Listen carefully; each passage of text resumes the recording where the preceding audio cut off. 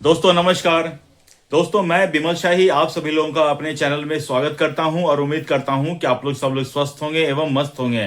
सभी राष्ट्रवादियों और सनातनियों से ये निवेदन रहेगा कि आप लोग मेरे चैनल को सब्सक्राइब कर लीजिए और वीडियो को लाइक एवं शेयर भी कीजिए।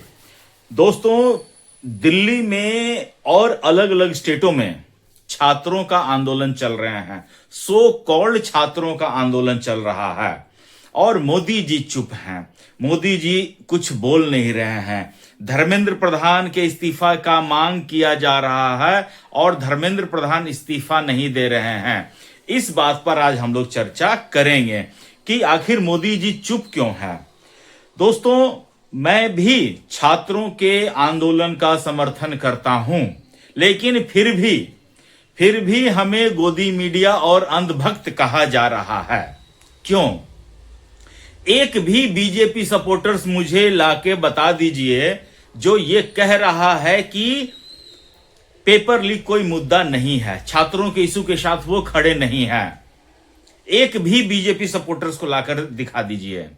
लेकिन जो हमें अंधभक्त और अलग अलग गोदी मीडिया कह रहे हैं, जरा उनसे पूछो कि पंजाब में पेपर लीक पर छात्रों का आंदोलन हो रहा था और केजरीवाल की स्टेट पुलिस ने छात्रों को लाठी से मार मार के भगाया था।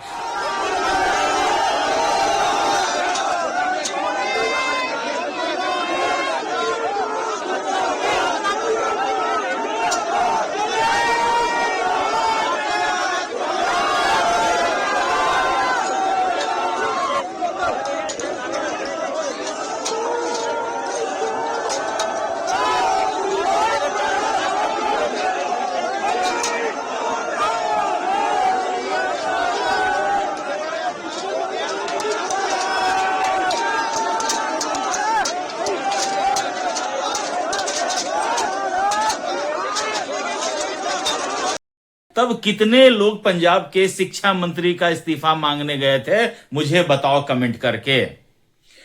केरल में स्टूडेंट्स प्रोटेस्ट कर रहे थे कि उनकी फीस हाइक की गई है। केरल में स्टूडेंट्स के ऊपर वाटर कैनन से चार्ज किया जाता है।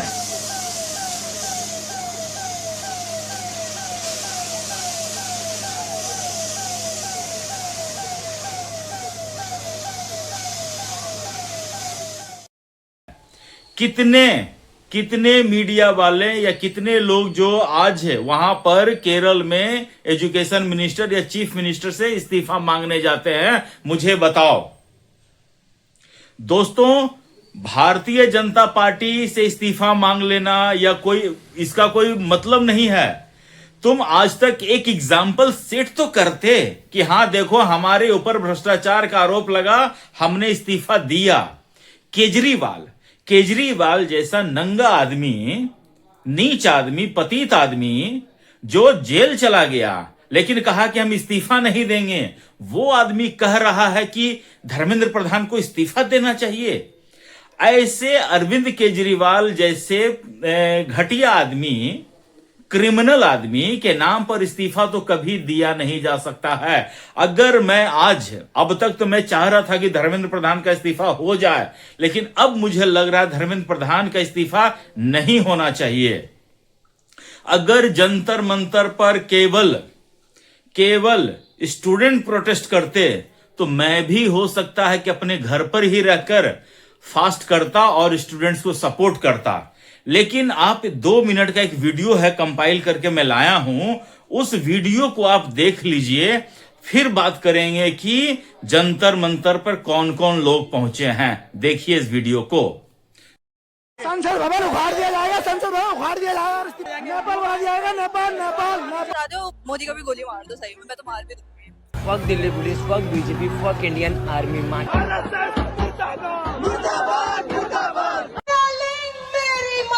अगर आप उमर खालिद का सपोर्ट भी करते हो तो आप देशद्रोही नहीं हो। लोग बस सीता के पति का नाम ले लेके नीता के पति का काम कर रहे हैं। बस नाम रहेगा अल्लाह का। मोदी मुर्दाबाद, मोदी मुर्दाबाद, केजरीवाल की जय। एग्जिस्टिंग पॉलिटिकल पार्टी से हम किसी को नहीं चाहते। उत्तर प्रदेश में आने वाले चुनाव में अगर भारतीय जनता पार्टी को रोकना है तो केवल वोट के बल से उत्तर प्रदेश ही भारतीय जनता पार्टी को रोक सकता है।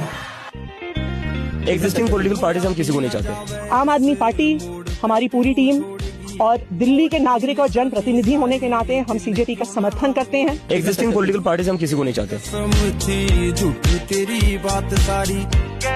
अगर मैं कह रहा हूँ यहाँ खड़े होकर एडवोकेट चंद्रशेखर आजाद कि यहाँ से संसद तक आदमी आदमी होगा तो आदमी आदमी होगा, मेरी बात को आप याद रखें। एग्जिस्टिंग पॉलिटिकल पार्टीज हम किसी को नहीं चाहते, इसको यूज मत करिए प्लीज। क्या आपको कभी भी ये सोचने का मौका दिया गया कि आप ये सवाल करें कि क्या 370 पाकिस्तान के कॉन्स्टिट्यूशन ने दिया था या हिंदुस्तान के कॉन्स्टिट्यूशन ने दिया था? आपके यहाँ अगर कोई आता है और आपके देश के खिलाफ कहता है कि हम देश को 7 टुकड़ों में कर देंगे, आपको ये बर्दाश्त होगा? बिल्कुल होगा। देश को 7 टुकड़ों में बर्दाश्त कर लेगा? बिल्कुल कर लेंगे।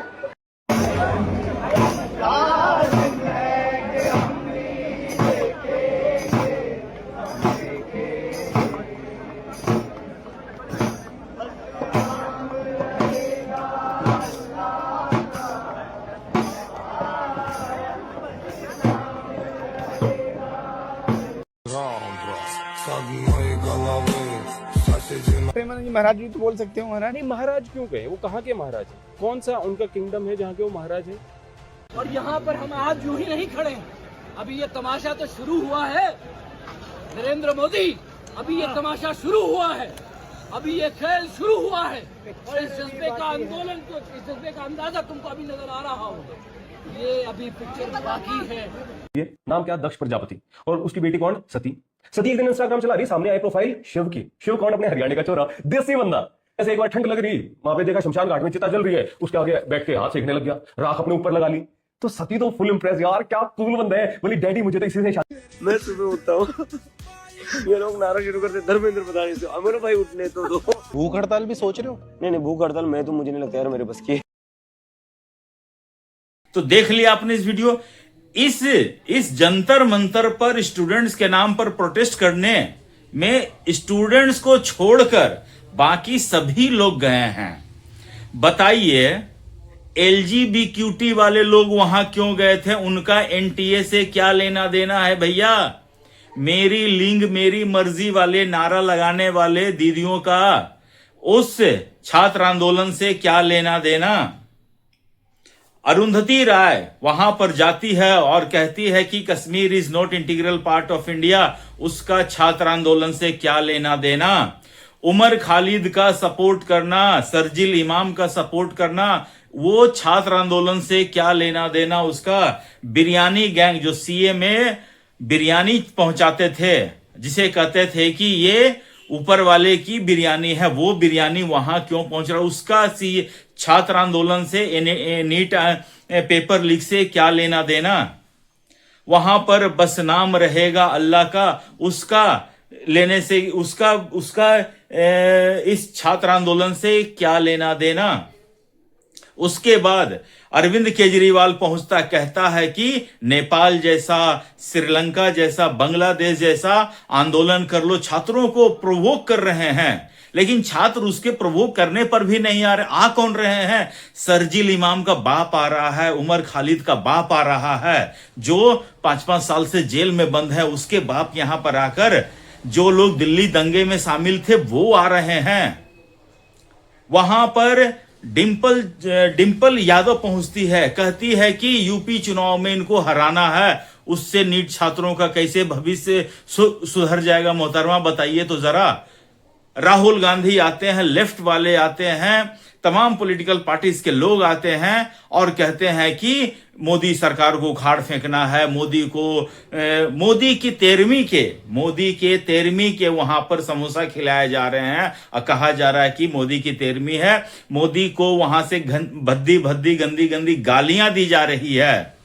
नीम का पत्ता कड़वा है, मोदी साला भड़वा है, इस तरह के नारे लगा रही हैं, लड़कियां लगा रही हैं।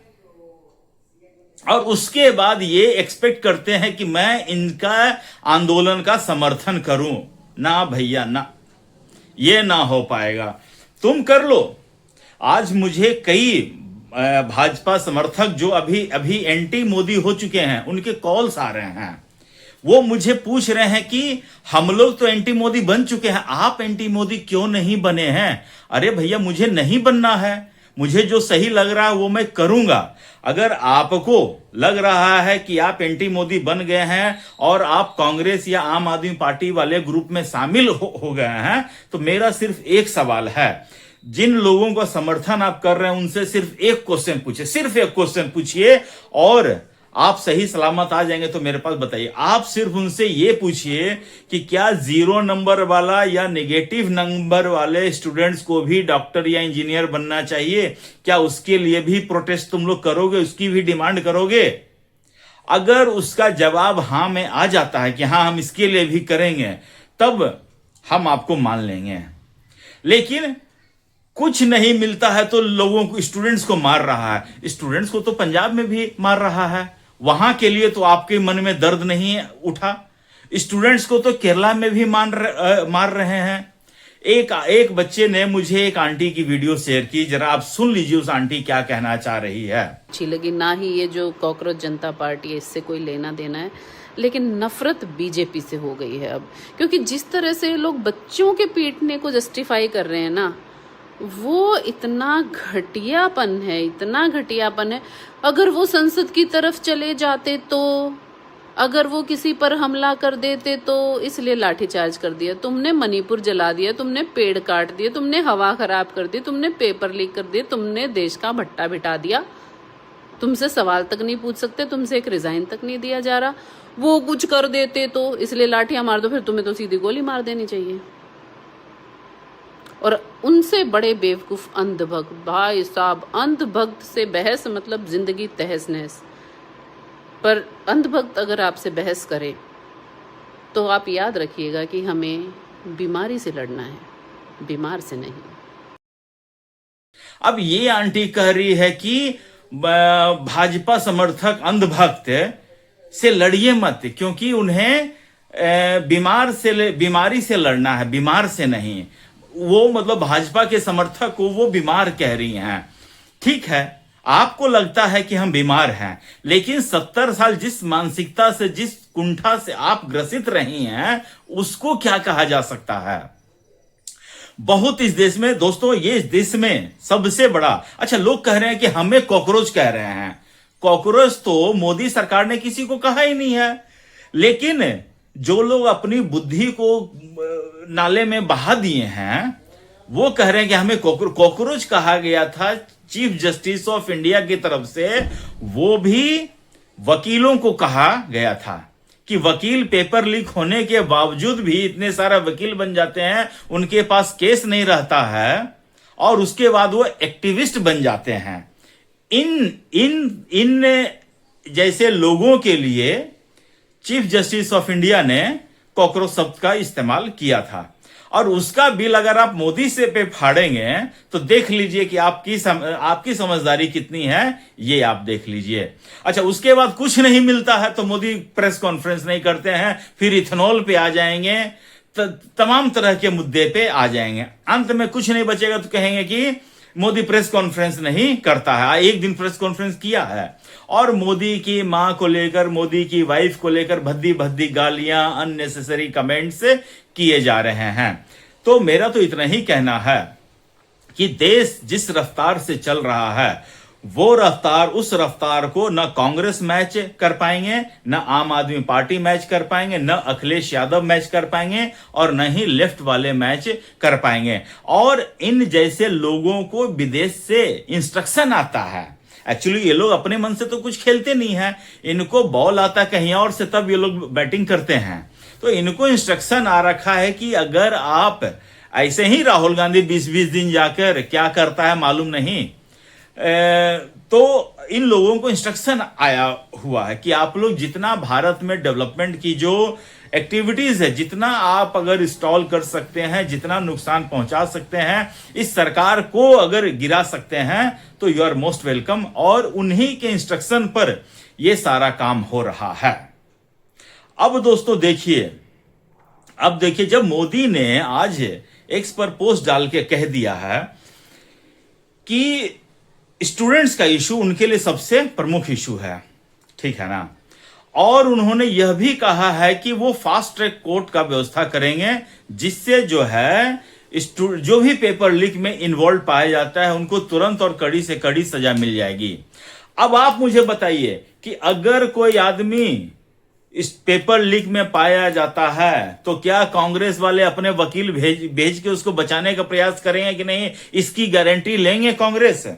क्योंकि हर एंटी नेशनल एक्टिविटीज जो भी किए हैं सबको बचाने के लिए कांग्रेस अपना वकील भेजती है कि नहीं? अगर नहीं है तो बताइए कमेंट करके।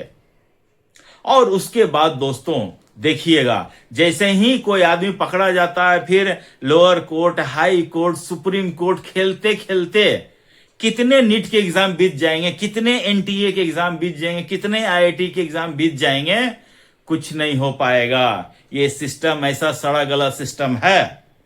लेकिन ब्लेम करना है, उनको सरकार में आना है, राहुल गांधी को सरकार में आना, अरविंद केजरीवाल को सरकार में आना है। सत्ता चाहिए, सत्ता के लिए हो रहा है। इस चीज को ख्याल रखिए दोस्तों।